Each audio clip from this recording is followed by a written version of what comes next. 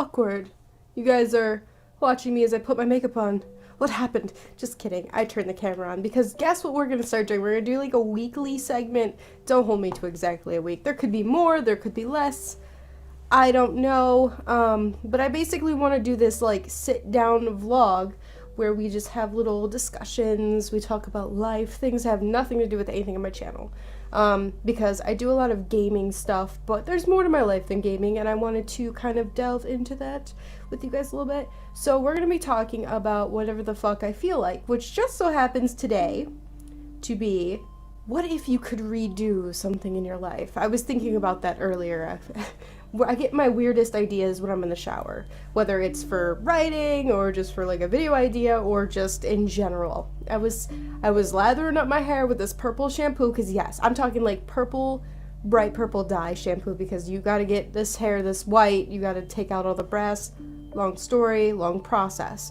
However, I have purple shampoo in my hair and I'm just thinking, what if I could redo one thing in my life? What would I want to redo?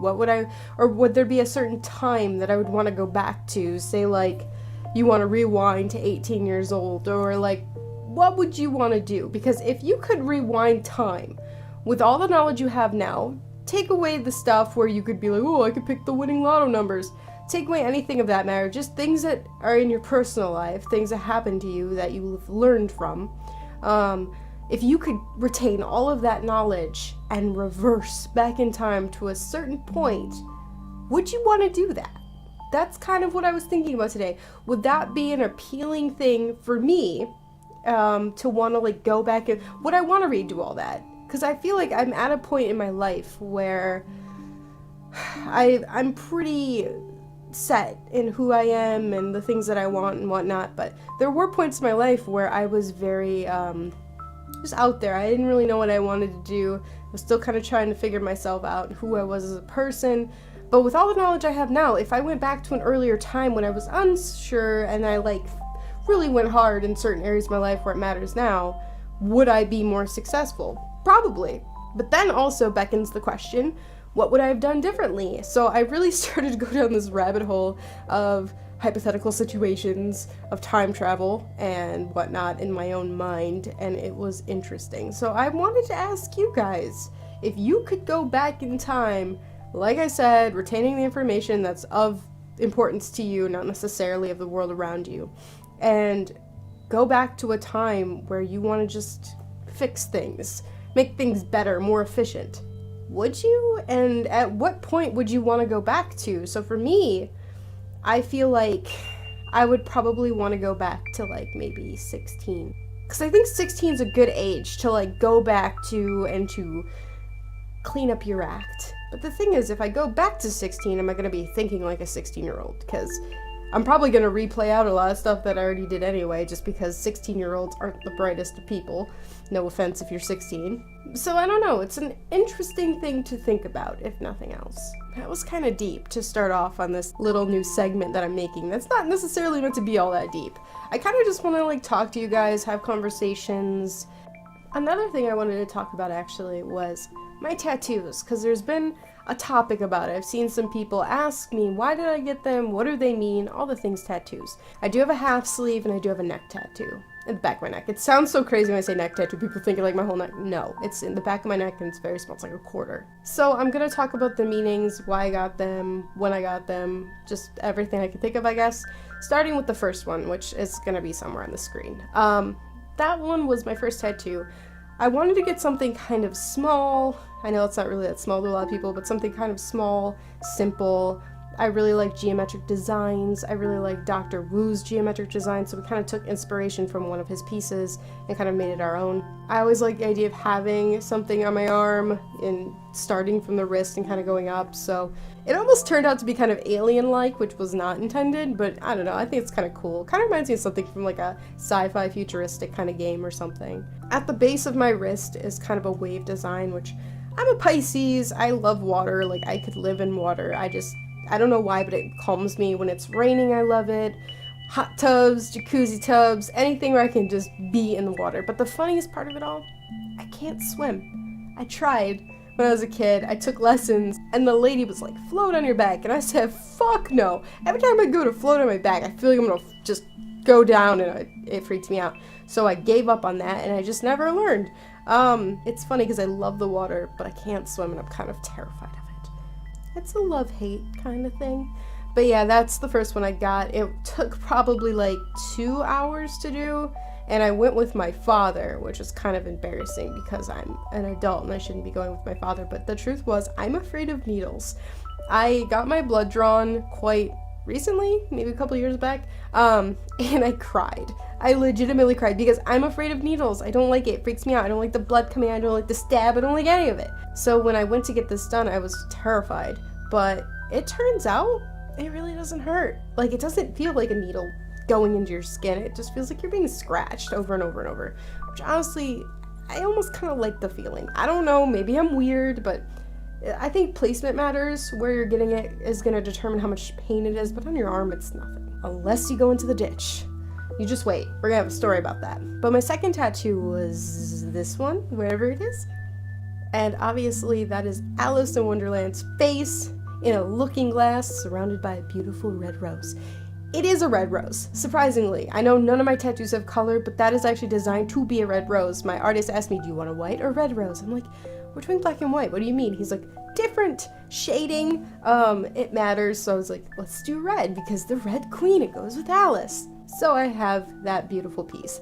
That one took 7 hours straight in a chair. I hadn't slept or ate properly before, so I felt very woozy, very tired, very just like shit the whole time. Don't recommend that. Also, don't recommend getting a 7-hour tattoo. That's rough. They wanted to break it up into 2 sessions, so I'm like, let's just do it. I can do this. My first tattoo was nothing. Let's go. And it got pretty bad. Around hour 4, I was just like squirming because it gets so raw. It's not even the needle that hurts, it's just the rawness of the skin being torn open over and over and over. I think that's my favorite tattoo, truly. Alice in Wonderland is very important to me. Lewis's work, he's just one of the greatest authors of all time, in my opinion. It's such a just whimsical story and these unforgettable characters in a universe that can't really be compared to anything else. It's kind of just its own thing. And as a writer, I have so much respect for him, and he's been such an inspiration on me that I felt honored to put a piece of his work on my arm forever. Like, that blew my mind. I still wake up and like see my arm. I'm just like laying on my arm looking at it, and it just makes me smile because it's just like I have her forever on me, and it's the most beautiful thing.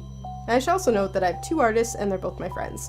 They're the only people that I go to. So the first one was from one guy, and the second one from the Alice one was from another guy. Now we're gonna fast forward to my next 2 tattoos because I got 2 the same day, which might sound crazy to some of you, but wasn't a big deal because one was on my neck. We'll talk about that one first. Photo, boom. I got a little crescent moon on the back of my neck. I think it's very cute, dainty, and I'm kind of an insomniac / moon creature, so I think it was very fitting for me. I just found it beautiful, so I wanted it, and I feel very aligned with moon creatures. Ask anyone who knows me, I am the most night owl, nocturnal person you will ever meet.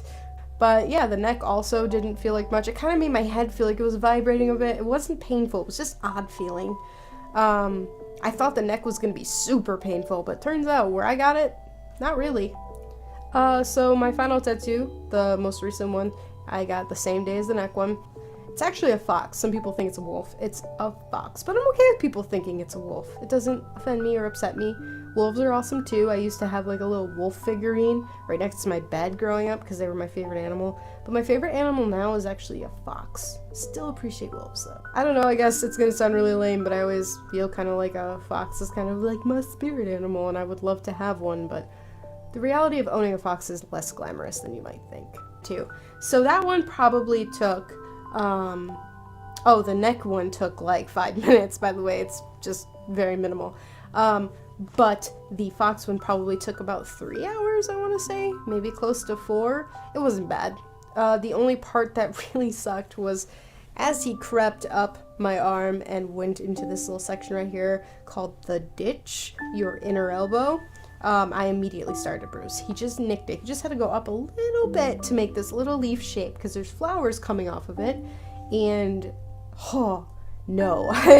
I want to finish my sleeve one day, but I do not want to go into that ditch. I know some people are like, are you gonna keep getting tattoos? The goal is to finish off my sleeve, so I got this whole part done. I gotta go up, and then maybe a little into the shoulder, and then do filler. And after that, I'm done. I don't feel like covering my body in tattoos. I just want to have a sleeve. To people that want tattoos, I really advise you to consider what you want to get, to find the right artist, get everything done the way you want it. The arm is very minimal pain. I'm a sissy, and it was nothing other than when you sit there for 7 hours. Ixnay on the long session A. Fucking tattoos, man. I love them. It's funny how many people judge you for having them, though. Not as much now as I think they did, like, 10 years ago, but there's a lot of people that, like, saw my tattoos and were like, I didn't think you'd ever do that. This changes my opinion of you. And it's like, but why? It's literally just drawings on my skin. Like, it doesn't change anything about me. It's just self-expression and something that I wanted to do.